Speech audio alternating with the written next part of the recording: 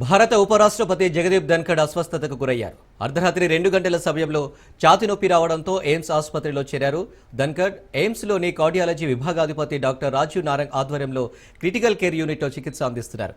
ఆయన ఆరోగ్యం నిలకడగా ఉందని తెలిపారు. ఇక ఉపరాష్ట్రపతి ఆసుపత్రిలో చేరడంపై రాష్ట్రపతి ద్రౌపది ముర్ము, ప్రధాని నరేంద్ర మోదీ ఆయన ఆరోగ్యంపై ఆరా తీశారు.